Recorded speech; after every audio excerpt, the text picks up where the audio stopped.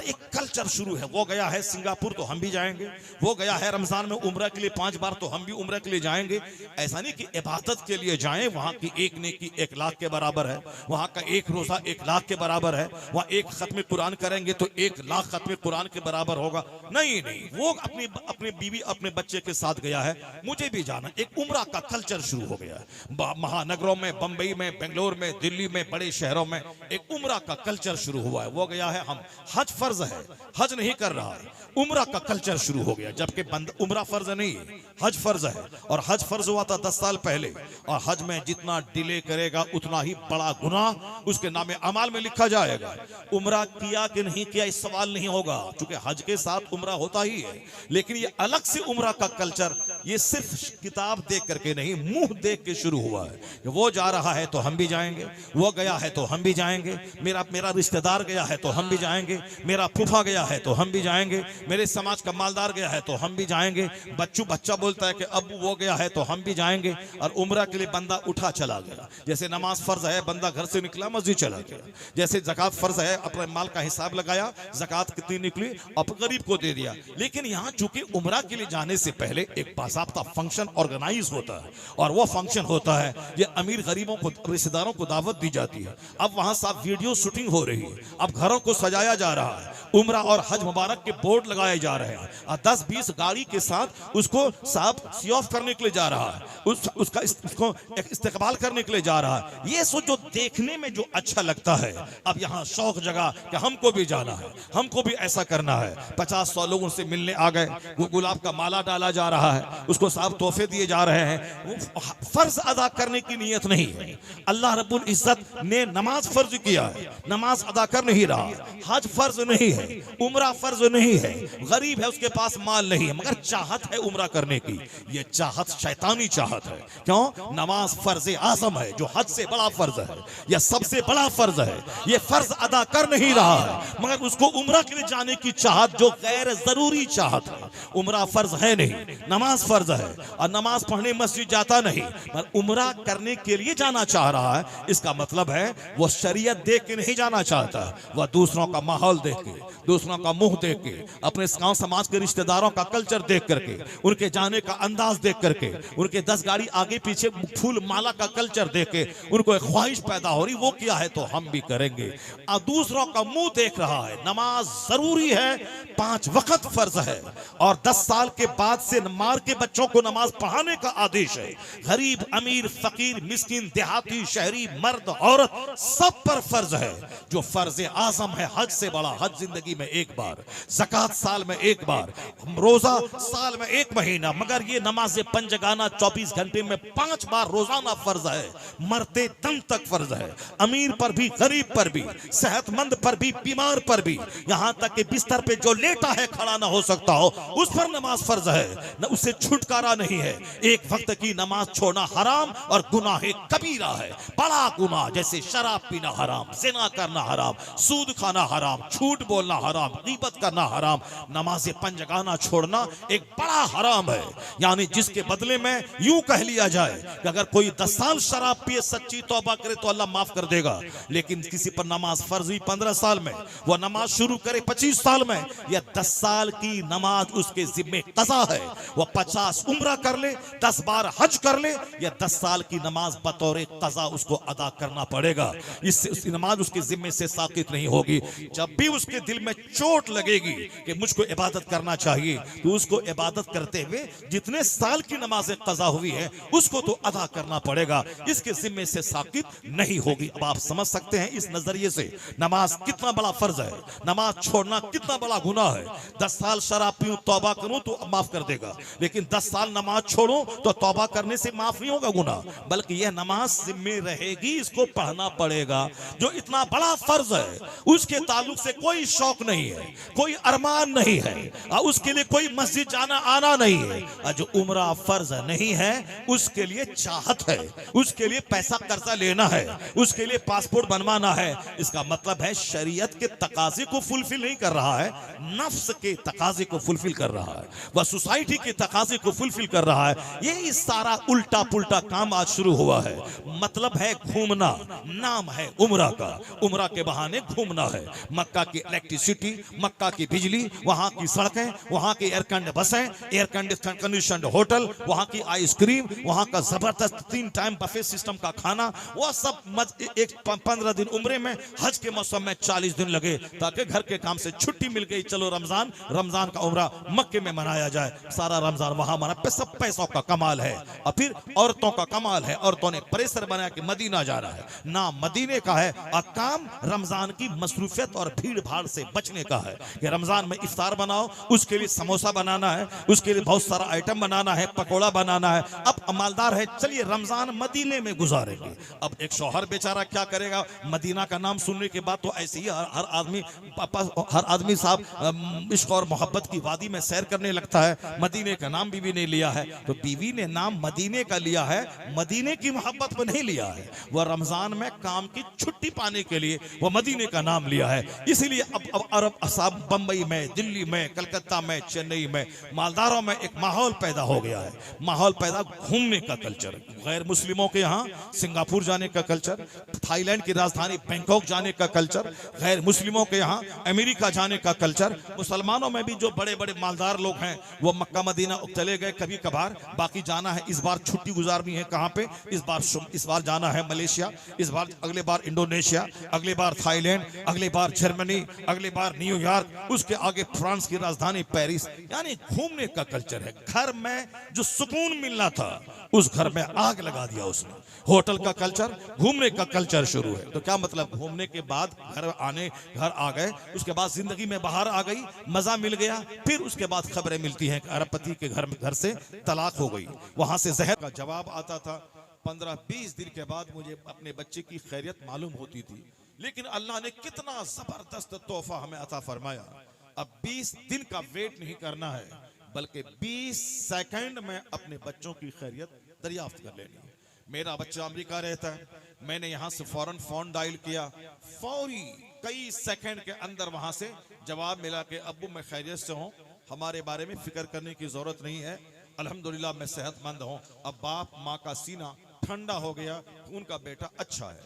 ये मोबाइल कितनी बड़ी नेमत है अल्लाह की। एक बंदा एक ही दुकान पे बैठ सकता था, लेकिन अभी वो 5 दुकान को कंट्रोल करता है। ग्राहक आया, फौरन उसने रेट भाव तय किया, अब वो फौरन अपने साहब बड़े बॉस से राब्ता करता है, उसकी उस सामान की सारी सच्चाई, अभी मार्केट रेट क्या है वह सब जान लेता है। एक जगह बैठकर 10 दुकानों को कंट्रोल करता है, किसके जरिए? इस मोबाइल के जरिए। ये मोबाइल कितनी बड़ी नेमत है। पहले आदमी 5000 रुपए की एक किताब खरीदता, तब IAS की तैयारी करने के लिए उस किताब की स्टडी करता था, या फिर वो अपने घर से निकल के बड़े शहरों में जाके लाइब्रेरी में टाइम देता था, फिर वहां किताब की स्टडी करता था। लेकिन किस कदर ये मोबाइल एक नेमत है कि मैंने फौरन मोबाइल में एक बड़ी किताब को डाउनलोड किया, गूगल से सर्च किया, जिस किताब की कीमत 5000 रुपए है, उसको मैंने 5 सेकंड के अंदर में उस किताब को मोबाइल की स्क्रीन पे खोल के मैंने स्टडी शुरू कर दी। कितनी अच्छी चीज है, लेकिन हमने किस कदर इसका गलत इस्तेमाल किया है कि आज 90% लोग मोबाइल का इस्तेमाल करके तबाह बर्बाद हो रहे हैं। हमारे वो बच्चे जो DM बनने वाले थे, वो चपरासी भी बनने के काबिल नहीं रहे। उनकी सोच गई, उनकी बीनाई गई, उनकी हिकमत गई, उनकी सेहत गई। जिसे सेहतमंद बनना था, समाज को क्राइम से बचाना था, समाज पे होने वाले हमले का जवाब देना था, वो अंदर से खोखला बन गया। अंदर से अगर न मुझे कहने दिया जाए, मैं कहूं अंदर से हिजड़ा बन गया, अंदर से नामर्द बन गया। इसी मोबाइल ने एक बंदे को DM बना दिया। इसी मोबाइल की गलत इस्तेमाल की वजह से मेरे नौजवान हिजड़ा नामर्द बन गए। एक सेहतमंद जिंदगी में आग लगा दी। वो साहब सड़क छाप बन के रह गए। जिसे बनना था प्रोफेसर, जिसे बनना था फिलोसोफर, वह किसी लायक नहीं रहे। वह समाज का जोकर बन के रह गए, वह दिल फेंक आशिक बन के रह गए, वो साहब शराबी पापी बन के रह गए। गैर जरूरी मोहब्बत करके अपनी जिंदगी के सुकून में आग लगा दिया।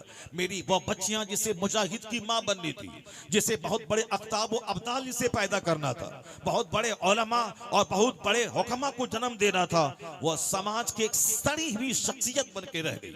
2-4-10 मर्दों की गोद का खिलौना बन के रह गई। शादी से पहले 2-4 हमल जिसके हॉस्पिटल में गिर जाए, वह सड़ी हुई जात बन के रह गई। उसमें सबसे बड़ा रोल इसी मोबाइल का है कि जिस मोबाइल ने हमारे बच्चों को नहीं, दुनिया के करोड़ों बच्चों को तबाह बर्बाद कर डाला। इसलिए पैगंबर आज़म ने 1400 साल पहले कहा था कि मिन हुस्न इस्लामिल मर्इ तरकुहु मा ला यानी, एक मोमिन के ईमान का हुस्न यह है कि गैर जरूरी चीजों को छोड़ दे। अगर मुस्तफा की हदीस से पाक पर अमल किया गया होता तो दुनिया के करोड़ों नौजवान तबाही से बच गए होते, मुसलमानों के करोड़ों बच्चे तबाही और बर्बादी से बच गए होते। नजर अखबार पे है, तबाही मुझको घेर लिया। नजर फिल्म एक्टर पे है, बर्बादी ने मुझको घेर लिया।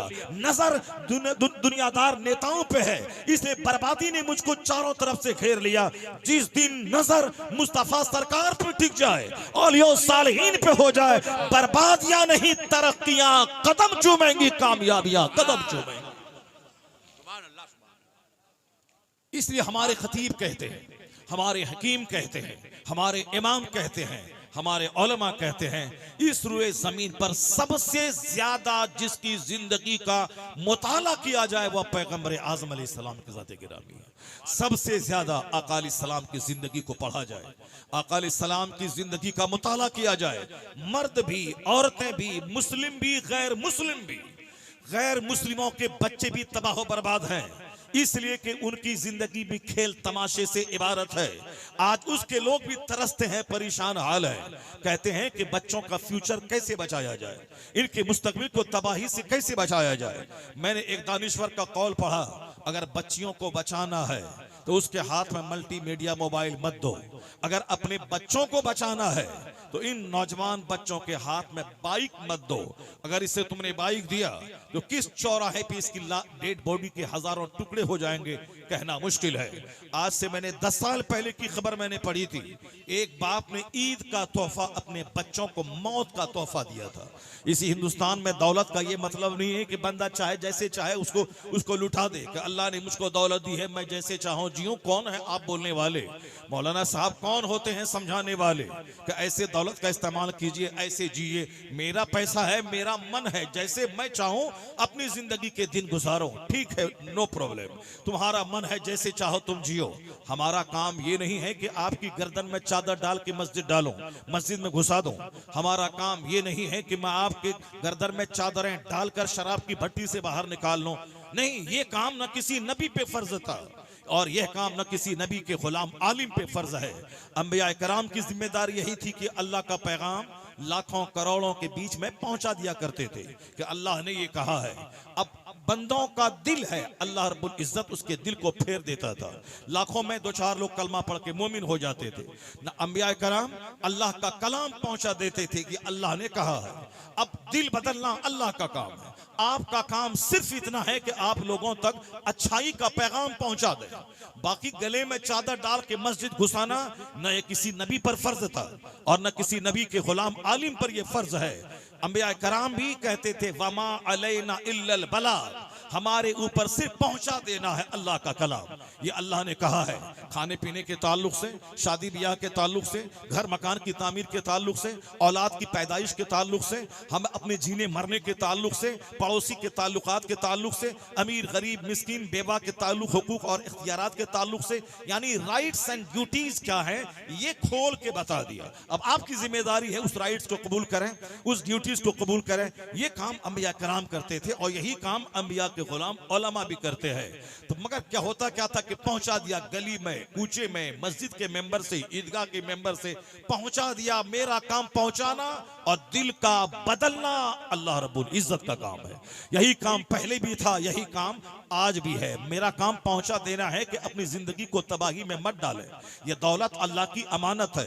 जरूरत से ज्यादा अल्लाह दौलत इसलिए देता है कि उस दौलत में बेशुमार लोगों के हुकूक रख देता है और जब तक सबके हुकूक अदा होते रहते हैं अल्लाह उस दौलत को बढ़ाता रहता है। और जब उस दौलतों को अपना हक समझ के दांत से पकड़ पकड़ के रखा जाता है और अपनी बीवी अपने बच्चों ही पर खर्च किया जाता है, तो अल्लाह तबारक व तआला उस दौलतों को धीरे धीरे छीन लेता है। यही वजह है कि बेशुमार लोग इस दुनिया में पैदा हुए जो अरबों में खेलते थे, आखिर में सड़क छाप हो गए, उनके बाल बच्चे भिखारी हो गए। जिसके पास 1000 एकड़ जमीन थी, आज उनके बाल बच्चे हाथों में कटोरा लेके भीख मांग रहे हैं। आज जो दूसरों के घर में गाय चराता था, आज उसके बच्चे करोड़ों के महल में फख्र कर रहे हैं। ये दुनिया में तब्दीली का सिस्टम बताता है कि अमीरी हमेशा नहीं रहती है और गरीबी भी हमेशा नहीं रहती है। दुनिया का मतलब है कि एक हालत पे दुनिया को करार न रहे। बदलने वाली चीज का नाम दुनिया है। ना यहाँ की गरीबी हमेशा रहने वाली है, ना यहाँ की मालदारी हमेशा रहने वाली है, ना यहाँ का बचपन हमेशा रहने वाला है, ना यहाँ की जवानी हमेशा रहने वाली है, ना इख्तिदार हमेशा रहने वाला है, ना बाल की स्याही हमेशा रहने वाली है। हर स्याही के पीछे बाल की सफेदी का राज पिन्हा है। हर जवानी के पीछे बुढ़ापे का दौर आने वाला है। हर गरीबी के पीछे मालदारी, हर मालदारी के पीछे गरीबी। इन्ना मअल उस्र युस्रा, हर सख्ती के बाद आसानी है और हर आसानी के बाद सख्ती है। जो इस राज को पा लेता है न वह मालदारी से इतराता है, चूंकि वह जानता अगर मालदारी कल खत्म हो गई मैं कहीं का नहीं रहूंगा, समाज में मुंह दिखाने के काबिल नहीं रहूंगा। और ये कोई कह नहीं सकता है कि दौलत हमारी हमेशा रहेगी। जो दौलत से धोखा खा गया सारा समाज उसका मजाक उड़ाता है। जो गरीबी पे एहसास से कमतरी का शिकार हो गया, जहर खा के मर गया, डिप्रेशन का मरीज हो गया, वो भी गरीबी से धोखा खा गया। अक्लमंद है जो गरीबी से धोखा नहीं खाता, वह जानता है गरीबी आज है कल खत्म हो जाएगी। हमारी तरह करोड़ों लोग हैं जो मजदूर घर में पैदा हुए आज अरबों में खेल रहे हैं। दुनिया इसी का तो नाम है। जो चीज हमेशा एक हालत पे कायम न रहे, तो बेवकूफ गरीबी से धोखा खाता है, बेवकूफ मालदारी से धोखा खाता है, बेवकूफ खुशहाली से धोखा खाता है, बेवकूफ सेहत से धोखा खाता है, बेवकूफ जवानी से धोखा खाता है। और अक्लमंद वो है जो जवानी से नहीं धोखा खाता, जवानी का सही इस्तेमाल करता है।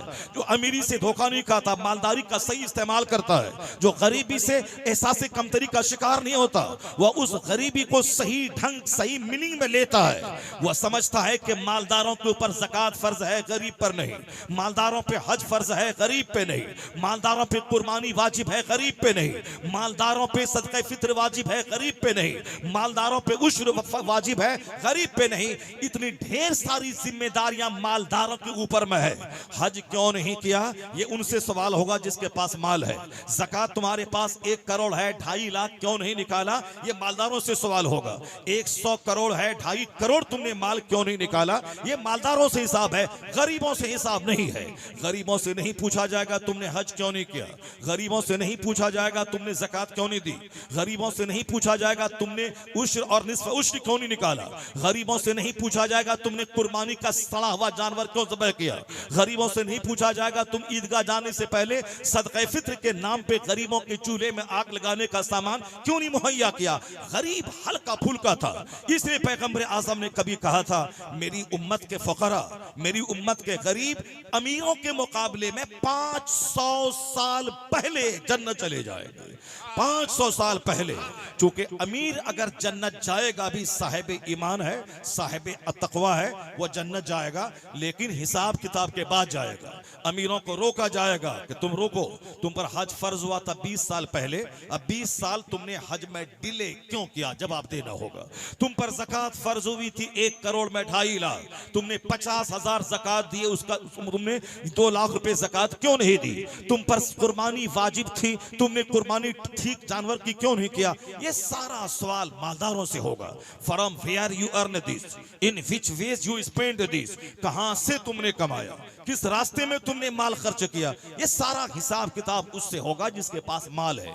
जिसके पास माल ही नहीं है उससे क्या हिसाब होगा। गरीब हल्का फुल्का था, ये 5 वक्त की नमाज पाबंदी से पढ़ता, जिसमें 5 घंटे नहीं लगते हैं, बल्कि 24 घंटों में 8 घंटे वो अपने पेट के लिए फजर से लेके जोहर तक दुकान में बैठा रहता है। 8 घंटे की गहरी नींद लेता है, खाने पीने पेशाब पाखने की जरूरत पे अपने उस वक्त को लगाता है, और 1 घंटा से 5 टाइम नमाज पढ़ने में लगता है। जिसने 24 घंटे मुझको दिए खाने पीने आराम करने सोने कामकाज करने के लिए, उस रब के लिए 1 घंटा निकालना कोई मुश्किल काम नहीं है। लेकिन गरीबों की मस्तियां देख लें, जिस पर नमाज फर्ज थी, नमाज में पैसे नहीं लगते हैं, सिर्फ 10-20 मिनट लगते हैं, मगर इन गरीबों को गरीबी ने तबाह किया। नमाज इसके लिए बोझ बन गई, रोजा इसके लिए बोझ बन गया, जबकि इस पर हज फर्ज नहीं था जिसमें 5 लाख लगते हैं। इन पर ज़कात फर्ज नहीं थी कि पाई पाई का हिसाब जोड़ के ज़कात निकाले, 1000 है तो कितना, 1 लाख है तो कितना, 1 करोड़ है तो कितना, ये सारा हिसाब मालदारों पे है। मालदार इस माना कर खुश नसीब है, कुर्बानी करे सवाब पाए, सदक़े फित्र निकाले सवाब पाए, उश्र निकाले अज्र पाए, ज़कात निकाले माल भी बढ़े और जन्नत भी मिले, हज करे दुनिया में गरीबी भी मिटे और माल भी बढ़े और जन्नत भी उसको मिले, मदरसे में करोड़ों दे दे, मस्जिद में करोड़ों दे दे। यानी मालदारी अल्लाह ने दी थी, वो उस मालदारी का सही यूज करता तो फिर क्या होता कि ये मालदारी उसके जन्नत जाने का जरिया बन जाती। इसी मालदारी की वजह से वह जन्नत खरीद लेता। गरीब चाह करके भी 1 बैग सीमेंट मस्जिद में नहीं दे पाएगा, लेकिन वह 1000 बोरी सीमेंट मस्जिद में दे सकता है, उसके पास पैसे मौजूद है, वह पैसे की वजह से जन्नत खरीद लेता। मगर शैतान ने उस मालदार को तबाह किया गरीबी का डर दिखाकर, और यह गरीब सिर्फ नमाज रोजा अदा करता, इस पर बेशुमार ड्यूटीज नहीं है, न हज की ड्यूटी, न ज़कात की ड्यूटी, न फित्रा की ड्यूटी, न उश्र की ड्यूटी, न इस पर गरीबों की मदद करने की ड्यूटी, न बीमारों के इलाज कराने की ड्यूटी, कोई ड्यूटी नहीं है। यह सिर्फ नमाज रोजा जिसमें पैसा नहीं लगता अदा करें और कूद के जन्नत चले जाए। मगर इसको भी शैतान ने तबाह किया। गरीबों के मोहल्ले में ज़िना, गरीबों के मोहल्ले में अफीम, गरीबों के मोहल्ले में चरस, गरीबों के मोहल्ले में सूद, गरीबों के मोहल्ले में शराब, गरीबों के मोहल्ले में मुश्तजनी, गरीबों के मोहल्ले में इकलामबाजी, गरीबों के मोहल्ले में सुबह से शाम तक 10 बार लड़ाई। यानी जो गुर्बत उसको जन्नत ले जाने का जरिया थी। मालदारों से 500 साल पहले ये जन्नत चले जाते। इसको बेशुमार हिसाब से बचाया गया था, इसको ज़कात के हिसाब से बचाया गया था, हज के हिसाब से बचाया गया था, लेकिन जहालत ने इसे तबाह किया, नफ्स की गुलामी ने इसे बर्बाद किया। जो जन्नत जाने का जरिया था, न दुनिया ही में चैन मिला, गरीबी में ना अच्छा से खाया, ना अच्छा पहना, ना अच्छा घर बनाया, यहाँ भी एक एक दाने को तरसता रहा, मरने के बाद खतरनाक आग में झुलसने के लिए तैयार जाता रहा। मालदार लोग जिसे दुनिया में जन्नत खरीदने के लिए पैसा दिया था, मस्जिद, मदरसा, खानका, गरीब, मिस्कीन, बेवा, मजदूर की खिदमत करके जन्नत खरीद लेता, मगर इसे भी नफ्स की गुलामी ने तबाह बर्बाद किया। हज में सुस्ती, ज़कात में सुस्ती, गरीबों की खिदमत में सुस्ती, उश्र में सुस्ती, और फिर मालदारी का इस्तेमाल ऐश करने की वजह से घर में 1-1 लाख रुपए की LED टीवी, 10 कमरे हैं, 10 टेलीविजन, ताकि यहाँ से उठ के वहां नहीं जाना पड़े। रात भर तमाशे, दिन भर तमाशे, कॉमेडी, यहाँ कहा, यहाँ मौज मस्ती। यहाँ एक बाप है जो उधर मोबाइल लेकर अजनबी औरतों से चैटिंग कर रहा है, एक माँ है जो दूसरे अजनबी मर्दों के साथ मोबाइल पे चैटिंग कर रही है, जवान भाई वो अलग गर्लफ्रेंड से चैटिंग कर रहा है, जवान बहन वो अलग बॉयफ्रेंड से चैटिंग कर रही है। यानी वो घर 50 करोड़ का बनाया है कि तवाइफ का अड्डा बना दिया है, जहां सारे लोग अपने अलग अलग अजनबियों से चैटिंग कर रहे हैं। वो साहब जिना के कीड़ों से आंखों को मसमूम कर रहे हैं। अपने घर को उन्होंने जिनाकारी की दहलीज पे लाके खड़ा कर दिया। जो दौलत जन्नत जाने का जरिया थी, नफ्स की गुलामी ने उसी दौलत को उसे जहन्नम जाने का जरिया बना दिया। तो फी नफ्स ही गरीबी बुरी चीज नहीं है और मालदारी बुरी चीज नहीं है। मालदारी में भी जन्नत जाने का एक जबरदस्त मौका, अपॉर्चुनिटी है, और गरीबी में भी जन्नत जाने का अपॉर्चुनिटी है। शर्त है नफ्स की बात ना माने, दुनिया की बात ना माने, मुस्तफा की बात माने।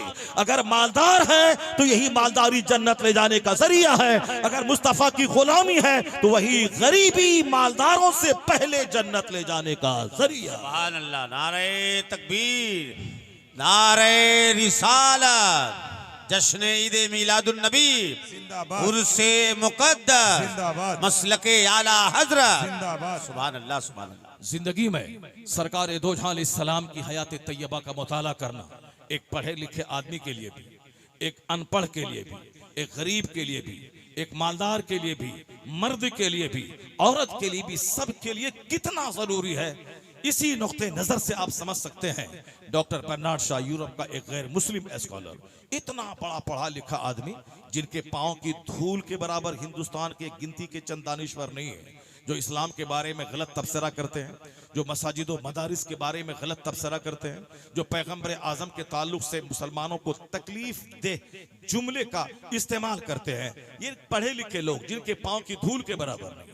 लेकिन जिसकी किताब हिंदुस्तान की सारी यूनिवर्सिटीज में चलती है, जिसकी किताब आज दुनिया के बड़े बड़े दानिश्वर पढ़ते हैं, यूनिवर्सिटीज और कॉलेजेस में जिनकी किताबों का मुताला होता है, उन लोगों ने क्या कहा? डॉक्टर बर्नार्ड शॉ नामी एक यूरोप का स्कॉलर, जिनकी किताब बनारस हिंदू यूनिवर्सिटी में चलती है, जिनकी किताब अलीगढ़ मुस्लिम यूनिवर्सिटी में चलती है, जिनकी किताब पूरी दुनिया में जहां भी अंग्रेजी लिटरेचर की पढ़ाई होती है, हर जगह जॉर्ज बर्नार्ड शॉ की किताबें चलती हैं और पढ़ाई जाती है। कितना बड़ा राइटर है। उसने मेरे पैगंबर की तालीमात के ताल्लुक से, आका अलैहिस्सलाम की अहादीस के ताल्लुक से, आका अलैहिस्सलाम की जो इरशादात हैं उसके ताल्लुक से क्या जबरदस्त कोटेशन उन्हें दिया है। वो कहते हैं, he must be called the saviour of humanity if a man like him were to assume the dictatorship of the modern world, he must succeed in solving its problems as much needed peace and happiness. यह कोई हिंदुस्तान का दानिश्वर नहीं बल्कि 7 समंदर पार Europe का दानिश्वर है। ये कोई छोटा मोटा पढ़ा लिखा आदमी नहीं जिसकी किताब आज 50 साल से दुनिया के कॉलेजेस में पढ़ाई जाती हैं, एमए पोस्ट ग्रेजुएशन में। वो जबरदस्त राइटर, उसने कहा, क्या कहा उसने? वो कहते हैं कि इस दुनिया में जो आग लगी है, बेचैनी की आग, हर तरफ जो एक बेइत्मीनानी का माहौल है, हर दिन मसाइल से घिरती दुनिया जा रही है, इसका हल कहाँ है? लोग तलाश करते हैं, हल नहीं मिल रहा। वो कहते हैं इस्लाम के पैगंबर मोहम्मद अरबी सिर्फ मुसलमानों के पैगंबर का नाम नहीं है, वो मानवता के रक्षक का नाम है, ह्यूमैनिटी के प्रोटेक्टर का नाम है, इंसानियत के मुहाफिज का नाम है। वो गैर मुस्लिम क्रिश्चियन, वो कहता है मैंने जो पढ़ा है, मैंने जो मुताला किया है, मैं फैक्ट की बुनियाद पर कहता हूं। मैं कोई मोबाइल देखकर नहीं, या दूसरों की हवाई वाली बातों पे नहीं, या किसी फिल्मी बातों पे नहीं, बल्कि वो कहते हैं फैक्ट की बुनियाद पर मैंने जो स्टडी की है, मैंने जो किताब का मुताला किया है, उस मुताले की बुनियाद पर मैं कह सकता हूं कि मोहम्मद अरबी अलैहिस्सलाम इस रुए जमीन के मानवता के सबसे बड़े रहबर, सबसे बड़े प्रोटेक्टर, सबसे बड़े मुहाफिज का नाम है।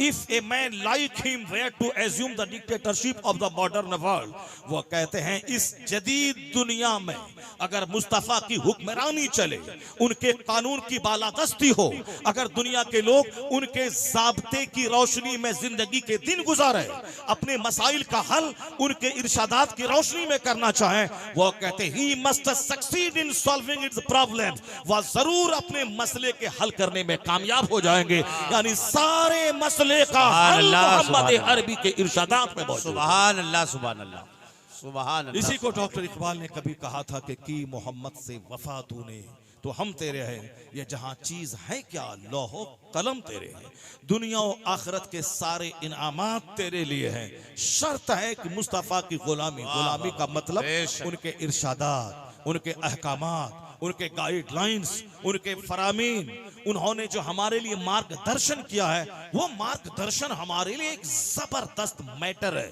जिसकी रोशनी में कामयाब जिंदगी के दिन गुजारे जा सकते हैं। एक मियाँ बीवी के मसले का हल, औलाद और वालदैन के मसले का हल, वह सारे मसले का हल मोहम्मद अरबी अलैहिस्सलाम के इरशादात के भंडार में बड़ी सक्सेसफुली कामयाबी के साथ सारे मसले का हल मौजूद है।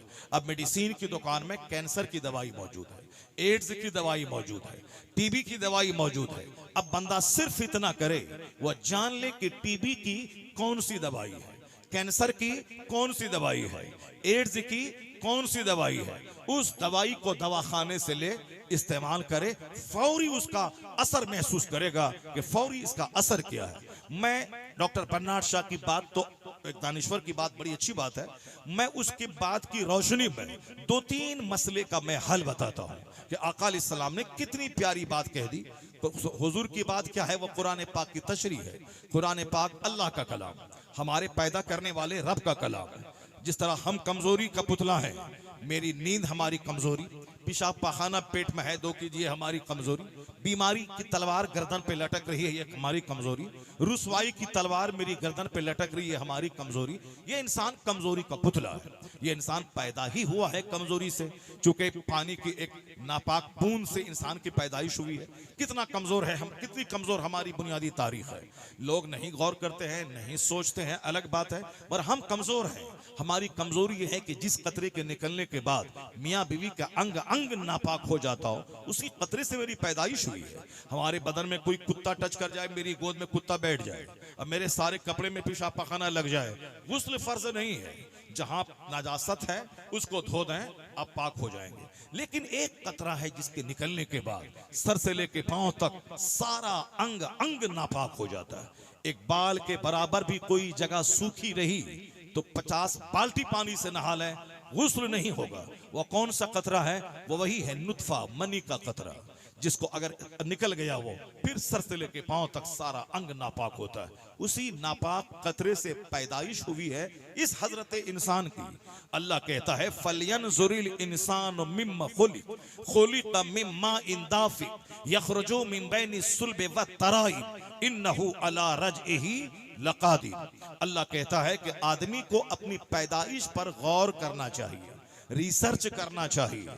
अकलमंद रहेगा तब न पैदाइश पे गौर करेगा। बेवकूफ आदमी सिर्फ खाता है, हंसता है, कॉमेडी करता है, कहकहा मारता है, घूमता है। आजकल दुनिया के लोग घुमक्कड़ हो गए।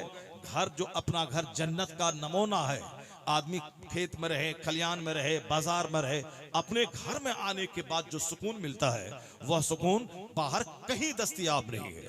चाहे आप अपने घर से बाहर जाएं, दूसरे के घर सोने की ईंट का बना हुआ हो, वहां का सोफा साहब 5 लाख रुपए का हो, वहां सारी सहूलियात फैसिलिटीज दस्तयाब हो, फिर भी आपको जो मजा अपने घर की टूटी चटाई पे मिलता है, अपने घर की मिट्टी की दीवार में मिलेगा, वो मजा दूसरों के खरमों के महल में नहीं मिलता है। बंदा अरब चला जाता है, वहां न जाने क्या क्या चीजें अपनी निगाहों के सामने देखता है, लेकिन दिल उसका अपने घर पे लटका हुआ रहता है। वहां से जब घर आता है उसको ऐसा सुकून मिलता है जैसे अमेरिका के 220 मंजिला टावर में वो आराम कर रहा हो। घर की मिट्टी, घर की दीवार, घर का साजो सामान, अपने घर के लोग, समाज के लोग, ये जन्नत का नमूना देते हैं। ये घर है, मगर आजकल घर में मन नहीं लग रहा है। आदमी बंदा घर से बाहर जाना चाहता है। घर में है, अब घूमने जाना है। घर का खाना जो ज्यादा तेल मसाला वाला नहीं होता, पेट को खराब नहीं करता, अब वो खाने में मन नहीं लगता। लोग बार बार दौड़ के होटल जा रहे हैं। हफ्ते में वीकली, बड़े बड़े शहरों में अब साहब वीकली होटल का कल्चर चला हुआ है कि आप हफ्ते में सब दिन तो खाते रहे, अब मन नहीं करता, आज किचन में नहीं जाऊंगी, खाना नहीं बनाऊंगी, आज संडे का दिन है, आज बाहर खाना। बेचारा मरता क्या ना करता, चलो बच्चों को साथ लिया, बीवी को लिया और होटल चला गया। ये होटल कल्चर चला हुआ है। अब साहब ये बीवी बोलती कि साल के 365 दिन मैं घर किचन करती रहूं, चलो यहाँ से 10 दिन के लिए गोवा चलते हैं, या 31 वहां रहेंगे, यानी दिसंबर का आखिरी हफ्ता वहां रहेंगे। मतलब क्या है? होटल में रहना, घूमना, खाना बनाने की तकलीफ से बच जाना। अब शौहर के पास पैसा है, वो उसको घुमाए, होटल में खाना खाए, आराम से होटल में सोए। अब वह घूमने का कल्चर शुरू हो गया। पहले मालदार लोग घूमते थे, अमेरिका से इंडिया आते थे। अब हिंदुस्तान के क्या गरीब, क्या शहरी, क्या मालदार, सबके दिमाग में जुनून छा गया है। घर में मन नहीं लग रहा है। अब घर से बाहर जाना, घूमने का कल्चर शुरू हो गया। घर जो जन्नत का मजा देता था, अब वो घर में मन नहीं लग रहा। अब वो बाहर जा रहा, बाहर घूमना चाह रहा, बस अब मौज मस्ती करना चाह रहा। सच्चाई से हटकर दूर, अपने घर में मन नहीं लगता। बाहर का कल्चर इसको पसंद है, बाहर घूम रहा है। तो क्या मतलब? बाहर घूमने के बाद एंजॉय मिल जाएगा? बाहर घूमने के बाद वो बंदा की जिंदगी में मस्ती आ जाती नहीं। जब तक वो 10 दिन घूमता रहा उसी तक उसका मन लगता है। लेकिन जब वो घर आ जाता है फिर वही लड़ाई है, फिर वही झगड़े हैं, फिर वही दिन रात की तकरार है, दिन रात के झगड़े हैं। तो 10 दिन घूम करके घर वापस आ गया तो फिर क्या हुआ? उस घूमने का मतलब पैसा खर्च हुआ, टाइम गया। इंजॉय भी, हकीकी इंजॉय तो बाहर कहां मिलता है, वो घर आ गया। दिमाग में गंदे ख्यालात नहीं आते हैं, दिल सख्त नहीं होता है, बल्कि उनको देखने के बाद ऐसा लगता है कि एक अक्लमंद, एक जिम्मेदार आदमी ऐसा ही हुआ करता है। जिसको अल्लाह तबारक व तआला अक्ल सलीम नहीं देता है, वो बंदा बोलता ज्यादा है और सोचता कम है, बगैर सोचे समझे हरकतें करता है, बगैर आगे कुछ सोचे हुए ज़बान, हाथ और पाँव का इस्तेमाल करता है, साफ लफ्ज़ों में गैर ज़रूरी हरकतें करता है। मुसलमान इस रुए ज़मीन पर एक जिम्मेदार कौम है। इसका सारा काम सोचा समझा हुआ होता है। यह पहले सोचता है मुसलमान, फिर बाद में बोलता है। कुफार व मुशरिकीन की पहचान है कि वह पहले बोलते हैं फिर बाद में सोचते हैं। बेवकूफ़ों की पहचान है कि पहले वो बोलते हैं फिर बाद में पछताते हैं।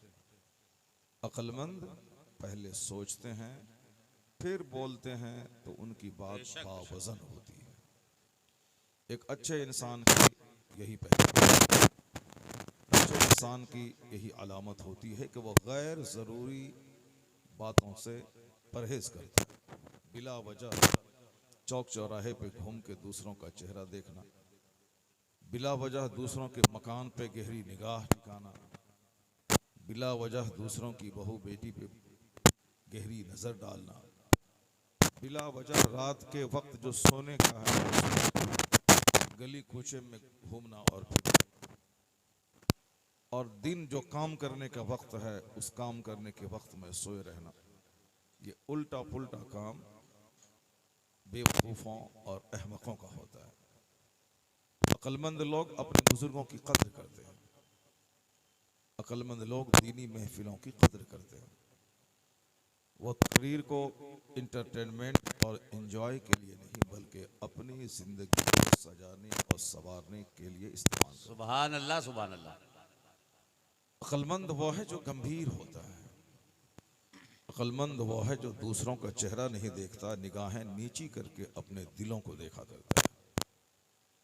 आका अलैहिस्सलाम ने आज से 1500 साल पहले जहां हजारों करोड़ों लाखों बातें आपने की हैं, वहीं इस ताल्लुक से भी बड़ी कीमती बात आपने कही है। इसको समझने के लिए आप पीछे 2 साल बैक चले जाएं, जिस वक्त रात में समंदर के किनारे घूमने वालों को डंडों से मार के पुलिस वाले कहते थे कि घर जाओ, ये घूमने का वक्त नहीं है। जो बिला वजह सड़कों पे घूमते थे उससे कहते थे कि घर जाओ, तन्हाई में रहो, ये वक्त दूसरों के बीच रहने का नहीं है। जो बिला वजह खाते पीते थे कहते थे कि ये वक्त है सोच समझ के खाने का, सोशल डिस्टेंसिंग का, क्वारंटाइन का। इसलिए अब तन्हा रहो, दोस्तों की झुरमुट में न रहो। गैर जरूरी घूमने वालों को पुलिस वाले मारते थे, गैर जरूरी बातें करने वालों पे नजर रहती थी, गैर जरूरी चौक चौराहों और समंदर के किनारे टहलने वालों पे पुलिस वालों की नजर होती थी। खबरदार, सेहत के लिए खतरा है। अब यही बात आका अलैहिस्सलाम ने 1400 साल पहले किस कदर जबरदस्त पैराए में कही। आका फरमाते हैं कि मिन हुस्न इस्लामिल मर्इ तर्कुहु मा ला यानी। हुजूर फरमाते हैं कि एक मुसलमान के ईमान का, दीन का हुस्न, उसकी खूबसूरती यह है कि गैर जरूरी चीजों को छोड़ दे। एक मोमिन के इस्लाम का हुस्न यह है, हमारे दीन की खूबसूरती यह है कि अननेसेसरी चीज को छोड़ दे। गैर जरूरी बोलना, गैर जरूरी घूमना, गैर जरूरी सोना, गैर जरूरी खाना। तो आका ने इशारे इशारे में वो सारी बातें कह दी जिन बातों पे नजर आज पुलिस वालों की है, जिन बातों पे नजर आज दानिश्वरों की है, जिन बातों पे नजर आज समाज के जिम्मेदारों की है, जिन बातों पे नजर आज वैज्ञानिकों की है, जिन बातों पे नजर आज हकीमों, तबीबों और अक्लमंदों की है। आका ने जो बात कह दी सेहतमंद समाज के लिए, सेहतमंद जिंदगी के लिए और सेहतमंद सोसाइटी के लिए कितनी जरूरी है कि अननेसेसरी बात से केस मुकदमे होते हैं, अननेसेसरी बात से आपस में लड़ाइयाँ होती हैं, गैर जरूरी बातों से घर में तनाव का माहौल पैदा होता है, गैर जरूरी बातों से तलाक होती है, तकरार होती है, नतीजा खुदकुशी पे पहुंचता है। आज सारी दुनिया में जरूरतों का कम ख्याल रखा जाता है, फैशन का ज्यादा ख्याल रखा जाता है। जो नेसेसरी चीज है उस पर लोग कम ध्यान देते हैं और जो अननेसेसरी चीज है उस पर लोग ज्यादा ध्यान देते हैं। तो हुजूर की इस बात को आज अमेरिका और यूरोप के दानिश्वर किस कदर गंभीरता से लेते हैं। वो कहते हैं कि बातें तो बहुत सारे लोगों ने की हैं, लेकिन एक समंदर को कूजे में समा देने का काम अगर किसी ने किया है तो मोहम्मद अरबी अलैहिस्सलाम ने किया। सुभान अल्लाह। वो कहते हैं कि कोई तबीब बड़ा नहीं है मुस्तफ़ा से, कोई हकीम बड़ा नहीं है मुस्तफ़ा से, कोई अक्लमंद बड़ा नहीं है मुस्तफ़ा से। अक्लमंद वही है, अक्लमंद वो नहीं है जो छोटी सी बात को बहुत बड़ी बात बना के पेश करे, बल्कि अक्लमंद वो है जो बड़ी सी बड़ी बातों को छोटे से जुमले में समो दिया करे, वही अक्लमंद है। इसलिए सरकार आला हजरत फाजिल बरेलवी रज़ियल्लाहु ताला अन्हु ने आज से 100 साल पहले आपने कहा था कि कोई बड़ा नहीं है, न कोई थिंकर, न कोई फिलोसफर, न कोई वैज्ञानिक, न कोई साइंटिस्ट। अगर इस रुए जमीन का सबसे महानतम इंसान कोई है तो आला हजरत की जबान में सबसे आला व औला हमारा नबी, सुभान अल्लाह। सबसे बाला व वाला हमारा नबी। सारे अच्छों में अच्छा समझिए जिसे है उस अच्छे से अच्छा हमारा नबी। लोग मसाइल से जूझ रहे हैं, लोगों के घर से लेके समाज और मुल्क तक हर जगहों पे प्रॉब्लम्स ही प्रॉब्लम्स है। लोगों को समझ में नहीं आता कि मैं उस प्रॉब्लम्स का हल कैसे करूं, मैं इस समस्या का समाधान कैसे करूं, मैं कैसे इस मुश्किल मरहले से मैं निकलूं। कोई फिजिक्स पढ़ते हैं ताकि मसले का हल निकल जाए, कोई केमिस्ट्री और बायोलॉजी पढ़ते हैं ताकि मसले का हल निकल जाए, कोई साहब लॉजिक और फिलॉसफी पढ़ते हैं ताकि मसले का हल निकल आए, कोई फिल्म के एक्टर की जिंदगी पढ़ते हैं ताकि मसले का हल निकल आए, कोई नेताओं की जिंदगी पढ़ते हैं ताकि मसले का हल निकल आए, कोई पॉलिटिक्स का मुताला करते हैं ताकि मसले का हल निकल आए, कोई ड्रामा और नॉवेल का मुताला करते हैं ताकि मसले का हल निकल आए। दुनिया में कौन सा ब्रांच ऑफ नॉलेज नहीं है जो दुनिया में सीखा और पढ़ा नहीं जाता है।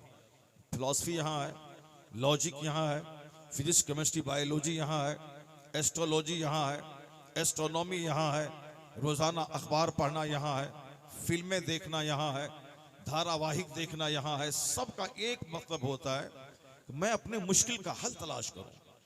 मेरी जिंदगी जो आज तलखियों में गुजर रही है उसमें नरमियां कैसे आए, समाज में जो कशीदगी है ये कशीदगी कम कैसे हो। सारे लोग मुताला करते हैं, कोई अखबार में, कोई नॉवेल में, कोई फिक्शन में, कोई ड्रामा में, कोई साहब खेल तफरीह में, कोई तमाशे में, लेकिन मसले का हल कहाँ है। यूरोप का एक बहुत बड़ा पढ़ा लिखा आदमी जो हजारों लोगों की बात कह दी उन्होंने, वो क्या कहते हैं कि he must be called the savior of humanity if a man like him were to assume the dictatorship of the modern world he must succeed in solving its problems। जरा गौर से सुने, एक गैर मुस्लिम की कितनी गहरी नजर है। हम चूंकि मुसलमानों के बच्चे से मुखातब है, हम मुसलमानों से मुखातब है। अगर कोई रास्ता चलते कोई गैर मुस्लिम खड़े हो जाए मेरी गुफ्तगू सुने, वह भी गौर से सुन लें कि मैं एक हिंदुस्तानी हूँ और हिंदुस्तान के लोगों से मैं मुखातब हूँ। कहाँ लोग इस्लाम पे कैसे कैसे तबसरा करते हैं, कहाँ लोग तकरीर के ताल्लुक से कैसी कैसी बातें कहते हैं। हम दूसरों की जबान क्या पकड़े, हमारे अपने लोग मदरसों के खिलाफ बोलते हैं, हमारे अपने लोग जलसा और जुलूस से क्या फायदा है, उस तरह के गैर जरूरी तबसरे करते हैं। जो तबसरा करना है अपने मुस्तकबिल के बारे में, अपने बच्चों के बारे में, अपने समाज के बारे में, अपनी शख्सियत को संवारने और सजाने के बारे में नहीं, वो सब कोई तबसरा नहीं। तबसरा गैर जरूरी तबसरा, गैर जरूरी लायानी तबसरा लोग करते हैं। यूरोप का एक दानिश्वर जो गैर मुस्लिम है, वो बहुत पढ़ा लिखा आदमी, वो क्या कहता है हमारे पैगंबर के बारे में। चूंकि हमारे घरों में औलिया और सालिहीन का मतलब होता है उनके उर्स का कि जाके उनकी कब्र पे एक चादर चढ़ा दी जाए, यही मोहब्बतों का हक अदा हो गया। जाके उनकी कब्र की जाली में एक मिन्नत का धागा बांध दिया जाए, यही हम उर्स का हक अदा हो गया। उनकी कब्र पे जाके एक ताला बांध दिया जाए, यही मोहब्बतों का हक अदा हो गया। हमने अल्लाह के नेक बंदों की आराम गाहों के साथ वो सलूक करते हैं जो गैर जरूरी सलूक गैर मुस्लिम क्या करते हैं। रास्ता चलते मैं दरख्तों में देखता हूँ बेशुमार कपड़े बंधे हुए रहते हैं। क्यों साहब? ये मिन्नतों के कपड़े हैं। मेरी मिन्नत पूरी हो जाए तब जाके मैं ये धागा खोलूंगा। ये मिन्नतों के ताले हैं। ये सारा काम जो गैर मुस्लिम जिसकी नजर न अल्लाह पे, न रसूलुल्लाह पे, न हदीस पे, न कुरान पे, न बुजुर्गान दीन की जिंदगी पे, कुछ नहीं बल्कि सिर्फ अपनी जरूरियात अपनी ख्वाहिशात पे नजर रहती है। मेरी जरूरत पूरी हो, मेरी ख्वाहिश पूरी हो, चाहे इलीगल वे से क्यों ना हो, चाहे वो गैर शरी तरीके पे क्यों ना हो, ये कुफार मुशरिकीन की नजर रहती है। मकसद मेरी ख्वाहिश पूरी हो, चाहे जिस तरह से हो, चाहे जंगल के सामने खड़ा होना पड़े, चाहे चुचंदर के सामने खड़ा होना पड़े, चाहे बंदर के सामने खड़ा होना पड़े, चाहे किसी दरख्त के सामने खड़ा होना पड़े, चाहे किसी पत्थर के सामने खड़ा होना पड़े, चाहे किसी नदी नाले के सामने खड़ा होना पड़े, चाहे सूरज और चांद के सामने खड़ा होना पड़े, चाहे किसी शराबी पापी गोंडा मवाली चाहे लंगटे बाबा के सामने खड़ा रहना पड़े, चाहे कोई चरस पीने वाला, अफीम पीने वाला, शराब पीने वाला, कोई झूठे बाबा के सामने जाना पड़े, मतलब सिर्फ दुनिया चाहिए।